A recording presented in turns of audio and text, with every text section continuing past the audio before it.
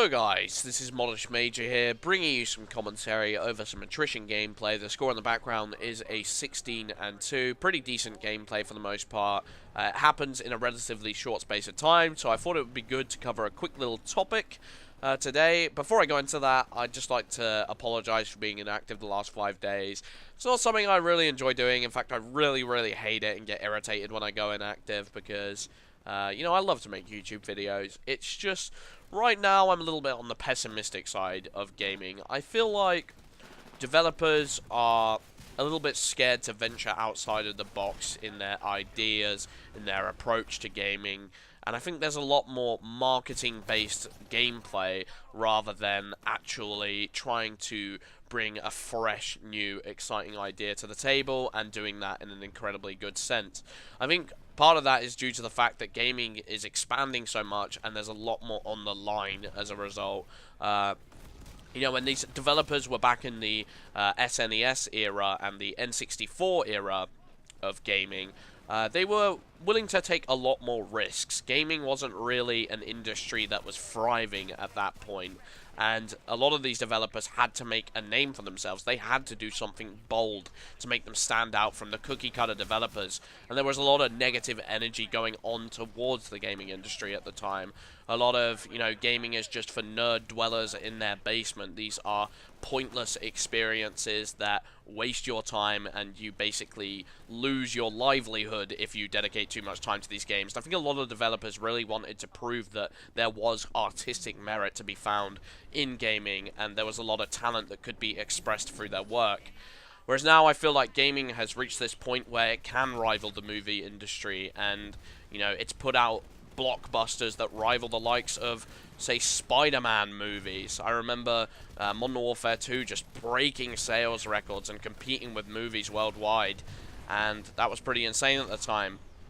And I feel like, as these teams have expanded and more people are working, if they put out a product that is, that doesn't reach sales figures and that is a complete disappointment, it means that they're not only letting themselves down, they're letting their massive team of developers, 100 strong sometimes, they're letting the publishers down, and more importantly, they're letting the fans down. So they have this idea of playing it safe, looking at what's working and what's not working in the game industry and trying to emulate that to some degree, instead of, looking for the next new brightest idea. And as a result, I don't know, it just looks a little bit grey to me, the gaming industry. Everything seems to blend in together. And I know this is incredibly negative, and I know there are games out there that go against what I'm saying right now.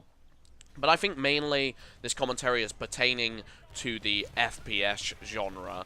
I feel like the FPS genre is in a little bit of a slump right now. And, I know I'm saying this despite just getting this new Titanfall game and really having a great time with Titanfall. I don't think it's a bad game. I wish, this is something that we were discussing in a recent podcast I featured on, starring Lurker Zero and Carl's commentary. I'll leave a link to this in the description. But I feel like we got fatigued with Titanfall a little bit quicker than we would have liked. And although Titanfall is great at what it does, it ticks a lot of boxes. It just doesn't go that extra mile for what I was hoping for. And that's kind of unfortunate, because when I was watching the trailers for Titanfall, I really had this idea set in my mind of, maybe this game was going to go the extra mile. Maybe this game was going to take the sci-fi setting and, experiment with it. Experiment with the game mechanics. Experiment with the pilot weaponry, the Titan weaponry.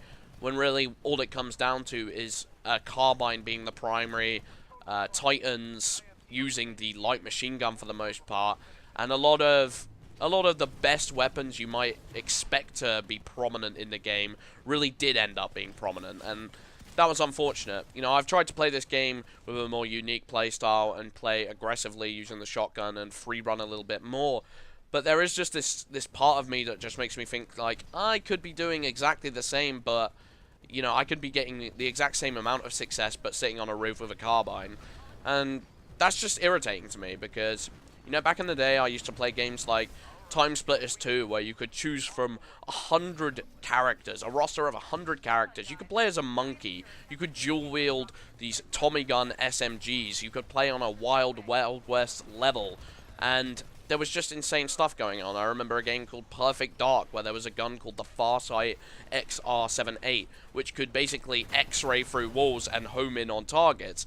And that might sound like it's crazy OP, and maybe to an extent it was, but it just added to this bonkers experience of experimenting with FPS, and you knew that the whole genre itself was finding its feet, whereas I just wonder if they're kind of in a little bit of a slump now, and there's not many developers willing to take it the extra mile and say, just how far can we take FPS gaming, just how far can we be, you know, unique with our ideas and come up with stuff that's truly exciting and truly unique. I'm just not sure Titanfall's the game to do it, and I'm not sure, you know, what's coming up that will be the game to do it.